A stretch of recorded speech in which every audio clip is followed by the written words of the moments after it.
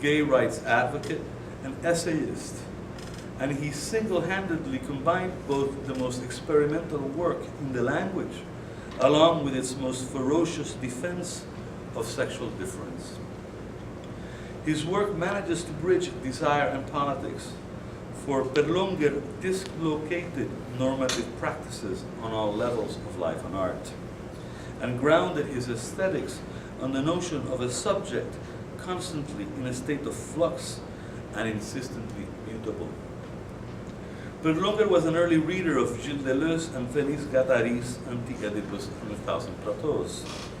It was a liberatory thought which Berlonger used and recombined for his own aims, borrowing the Deleuzian vision of a subject in a permanent state of becoming, which Berlonger more adequately translates as devenir, in order to work with territories and languages. His very first book of poetry, published in 1980, was titled Austria-Hungría. And already here we can see his penchant for a space of hyphenated tension, which brought history to bear upon the horizontal space of the page, understood as the map of a territory. His second book of poems was a strange and uncanny project called Alambres from 1987, another territorial metaphor that works with language, desire, and history, and that displaces historical contexts by going back to the 19th century and the frontier territory between Brazil, Uruguay, and Argentina. Here, in Alambres, language was a kind of weed that goes everywhere, either suspended in midair like an acrobat, or seen as it kept creeping in like some kind of weed that went everywhere. Between his first book of poetry and the second, Berlonger left Argentina for Brazil in 1981, and there he wrote a luminous study on male prostitution in Sao Paulo. In O Negócio do Michê in 1987, Berlonger focuses on the deriva homosexual, which relies, and I quote, on the reading of surfaces, on marking the body in an effort to signal specific meanings that for the most part will not be articulated verbally in public, end of quote. For Berlonger, the life of the streets offered a kind of model for life, a sense of promiscuity that was layered onto the same notions of promiscuous language that he had explored in poetry. Everything was out in the open, and Berlonger was as little interested in identity categories as he was in the segmented definitions of poetry or prose. Even faced with AIDS, his attitude was diametrically opposed to the identity categories that were mobilized in the United States.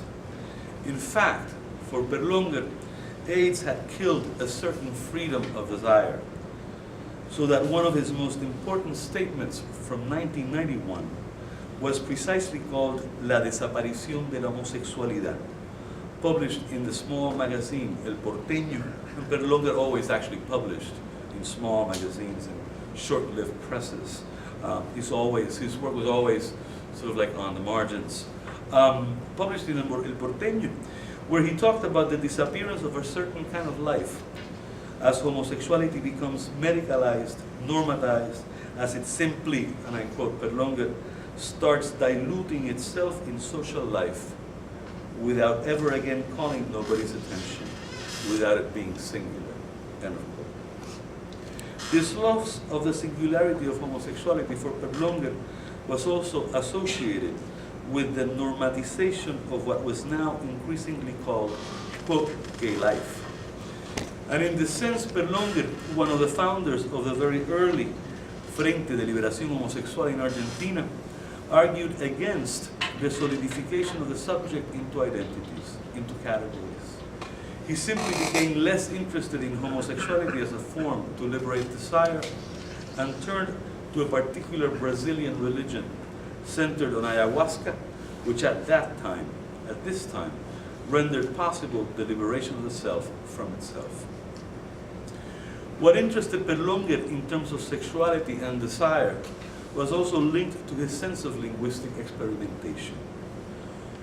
Berlonger operated operated from the premise that sexuality did not proceed from a solid sense of homo or heterosexual identity, but rather was a force that allowed for certain kind of forces that produced fissures in the forms of classifications on which normativity exercised its sense of social control.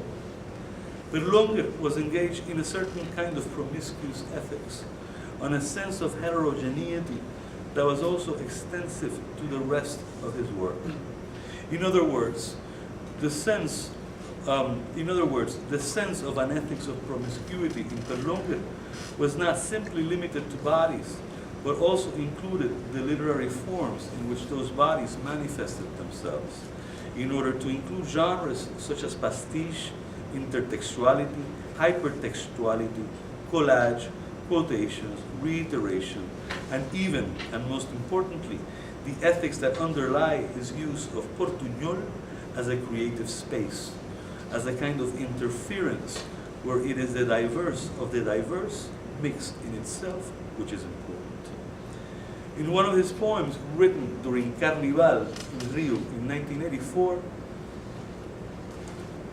he describes the frenzy of one of the dancers in the following terms, and I quote, terciopelo, correhuelas de terciopelo, sogas de nylon, alambrecitos de hambres y sabrosos hombres broncos, hombreando hombrudos en el refocilar, de la pipeta al peristilo, el reroer, el intraorar, el tauril de mercurio, y el volcán en alunadas ágatas, terciopelo, correíta de nácar, el mercurio de la moneda ensalivada en la pirueta de la pluma, blanca, flanca y fumola en el brumulo noctural.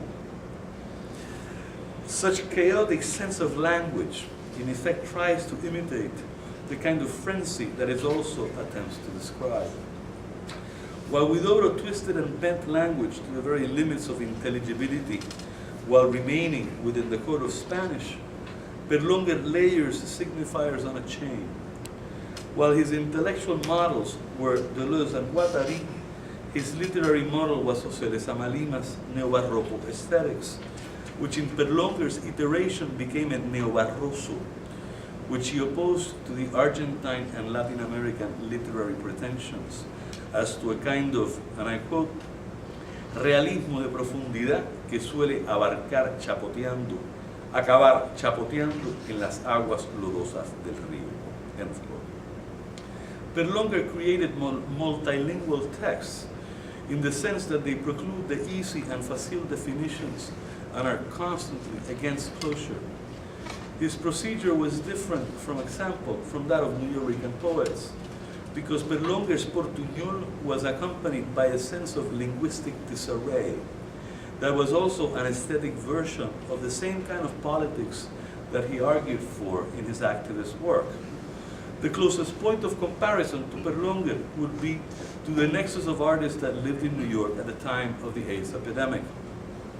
It is interesting in this regard to think of Berlonger alongside figures such as David Vonarovich or even Mapplethorpe and Patti Smith. Like his fellow compatriot Copy, Raoul Damonte, who wrote plays in French while living in Paris during the 1980s, Berlonger reformulated language and aesthetics and created a certain kind of cafiche language into the written text.